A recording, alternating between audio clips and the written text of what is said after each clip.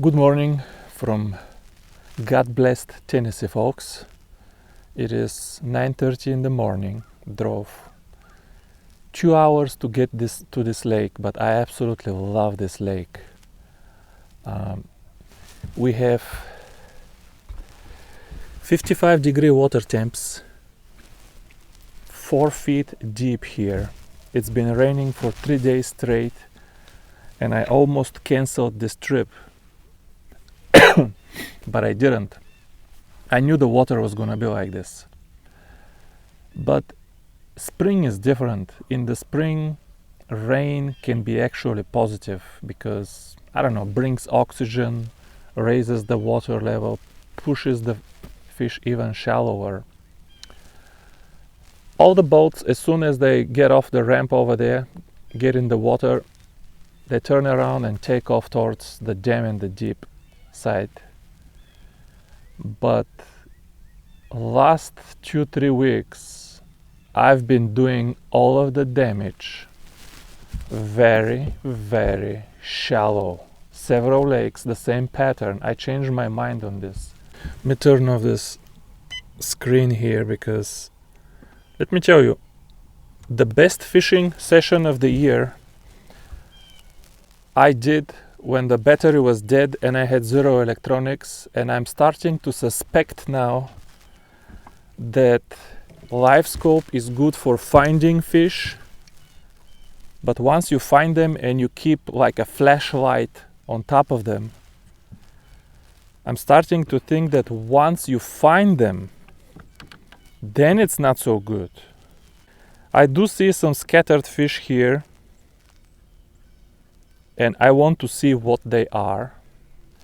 And shallow fishing is just so amazing, and it's nicer to make a video here with no boats. Over there, all of the boats will be in the same pockets. It is still too early. It is March, I don't know, 5, 6, 7. It is still too early for these fish to start bedding. But they're coming here, you know, looking around like home buyers, where we're gonna settle. And they are kind of grouped. I'm starting to understand what the term staging means. They're kind of grouped and looking for where to settle. I have a treat for you today. We're gonna fish with the brand new KASTKING. Gosh, what was the name? Kestrel, probably a bird. Beautiful 5-pound 0.18 millimeter Daiwa monofilament of, not Daiwa, Varivas monofilament here, Varivas nogales, discontinued line, but I still have a few spools. Beautiful bail here, inspired, quote unquote, inspired by Daiwa. The spool design is also directly one-to-one inspired by Daiwa. But I see a few scattered fish here. This lake should have crappie, but doesn't. But we don't need crappie necessarily to have fun. But let's start casting around, catch a few of these fish, a few of these scattered fish, and see what we're going to be working with. First cast, this is the 7-foot presso, the $60 presso, and with this 133 gram reel, which I weighed myself. This reel is, if nothing else, ridiculously light, just absolutely ridiculously light. And I put it on the 7-foot presso on purpose. I have the 7'6", I have the 8, and I prefer the 7'6" usually.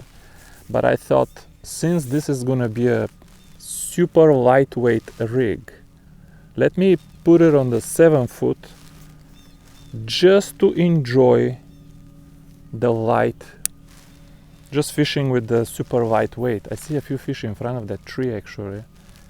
Let's see if I catch a few.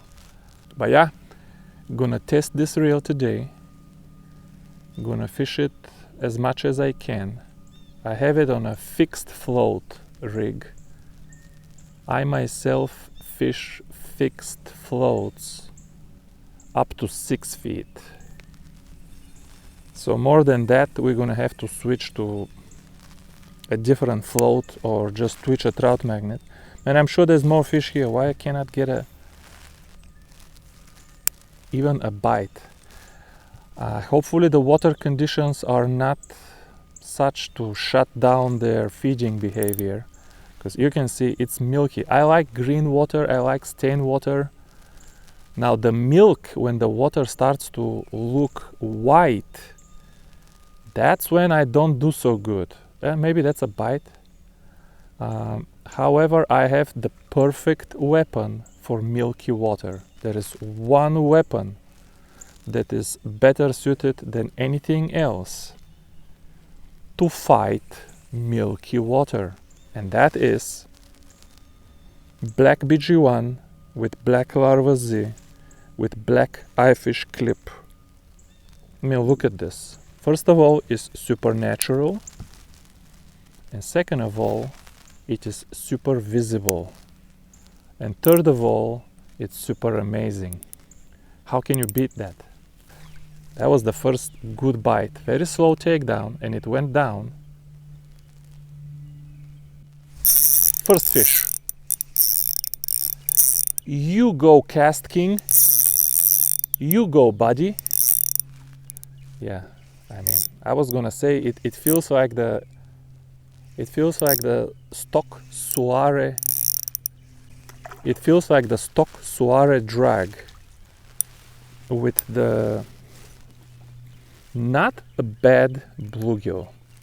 Not a bad bluegill. This is 7-incher. Stock Shimano Soiree and Shimano Complex XR drags that also have carbon. Sound exactly the same. For some reason, the drag is just not consistent. It's like breaking the levee of a dam. You accumulate pressure, it doesn't let go. Then all of a sudden, the dam breaks and it lets go a lot. Shimano designed that behavior on purpose. It's on their website. I don't know if they maybe removed it, because after I made a video just on this, it got a lot of bad press.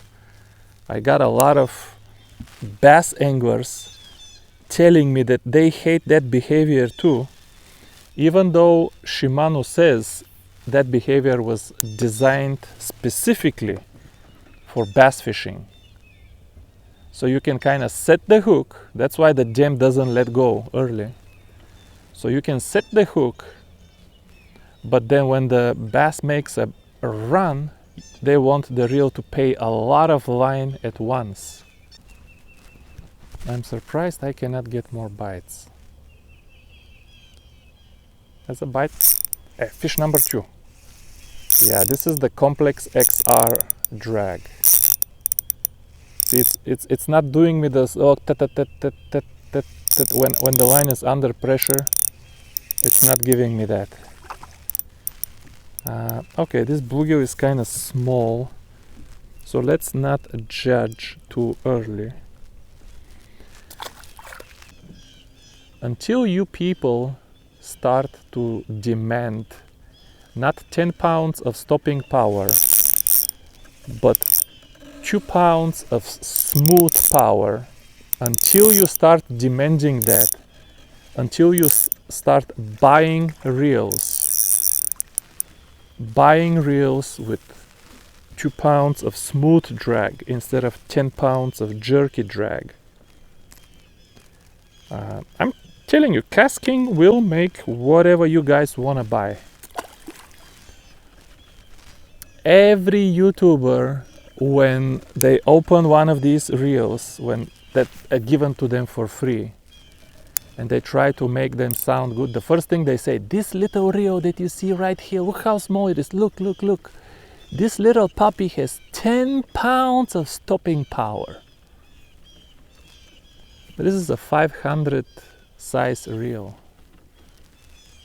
What business do you have? Let's say the claim is correct, which I guarantee you it is not. You're gonna rip the rotor out of here if you put 10 pounds of force on this reel. It's not about the spool slipping, it's about the super thin rotor sustaining the power. But let's say it was correct. If you're trying to stop a 10-pound fish, you need like a 4,000 size reel, not 500 size reel. Bite? Okay. Stole a random bite here, but I don't want to say disappointing, because bite is a bite, but I mean this lake has a good amount of 9-inchers and I haven't caught even one yet.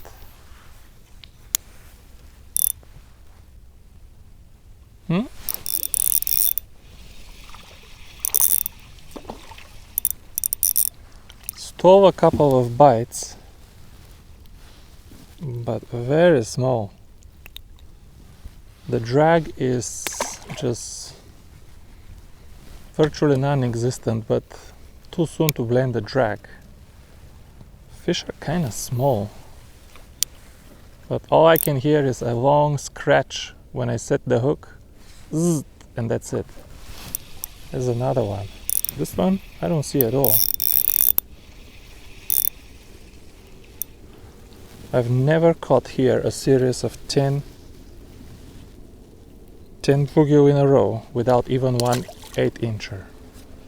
That's never happened. The big mamas are just not here yet. Bite? One of these is gonna be a 9-incher. This one feels nice. Be a bluegill. It is a bluegill. He ain't that much. Interesting, I'm catching fish here right on the drop off. But he might be the first, I don't know, maybe 8-incher. Maybe. And maybe I need to turn around because the bite here is kind of good. I'm gonna show you 56.45. But there is no fish, but I'm catching them right here on the drop off. 5, 6, 7. They come out of somewhere. They come out of somewhere and they hit it. And this last one fought pretty good. Bite.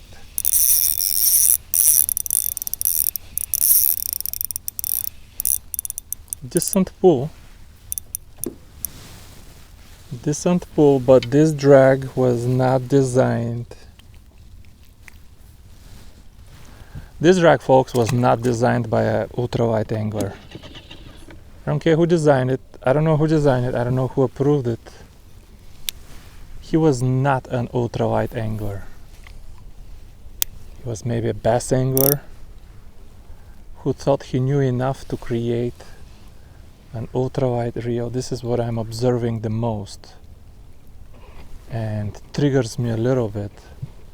So many ultralight products in United States designed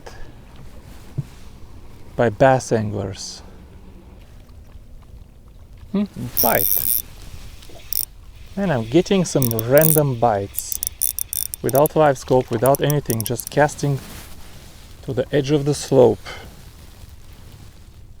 but just nothing to excite my wonderful audience.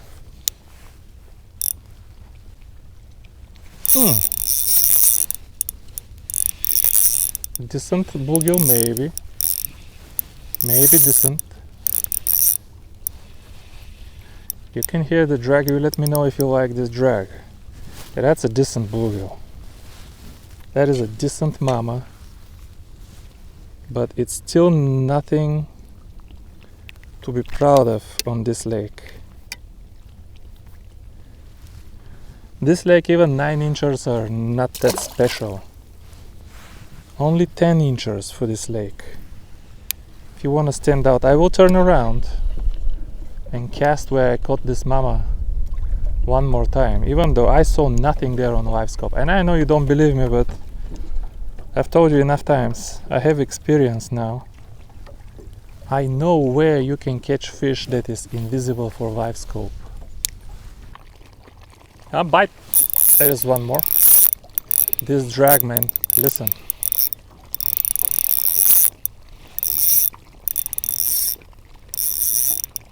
Oh, even with Mr. Bass, we cannot get Mr. Drag to give us some audio. Even with Mr. Bass. Not that small, Mr. Bass, at least 10 inches. Easily the biggest fish so far. Interesting fish, no bite, I was just twitching and I felt a fish. And another Mr. Bass. And again, folks, cannot hear no drag. Cannot hear no drag. Everybody advertises stopping power. Well, okay, we stopped all of these fish, but is that it? So we stopped 2 10-inch bass. So okay, stopping power as far as 10-inch bass is good. But what about consistency? Bite. Okay, the drag is trying to sound nice. See, it's pulling so hard now and you don't hear nothing. The drag is trying to sound nice. Is this the first nice bluegill? Judges? Not for this lake, let me tell you. This one might be 8 inches, probably it's not. Might be 8 inches, probably not, but there ain't no winner here.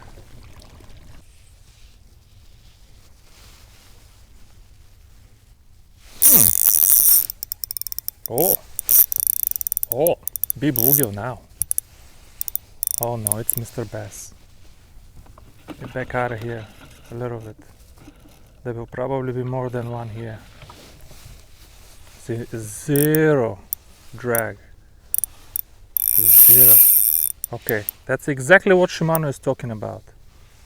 When it finally lets go, when the dam blows up, then it's all at once. Oh, flipping, flopping, both flip-flopping fish. The biggest fish of the day is 3 Mr. Bass. See, my bison color is kind of very similar to his skin pattern. This fish fought well, folks. This fish on the legalis would sound like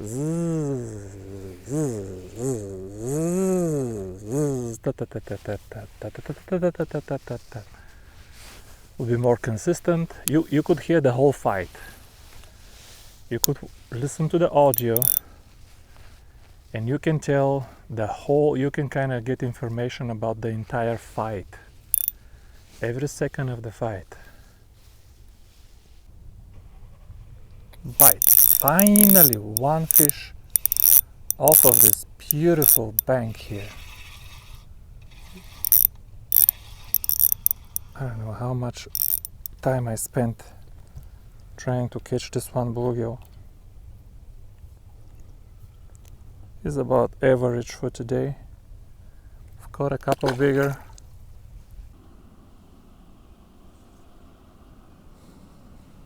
Oh, here is one bluegill. I looked down for a second. This is the less these schooling fish, the better. The fewer of them, the better. There we go. Need one slightly larger for my outro. Whoa. Right under the boat. He's not even bad. He's got the same black blotch that I see on my lake. Folks, I think I'm gonna end the video here because I don't know if I'll catch anything nicer, and it's getting kind of late.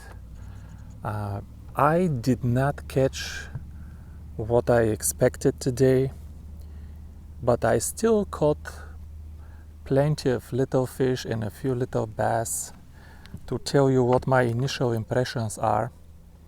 I'm not even going to tell you all of my initial impressions because I want to do a longer session with one difference. I need to either just grease very well this carbon disc with the eyefish grease to put on some brakes on that thing, or completely replace it with felt. If that doesn't work, I'll see what the washers look like.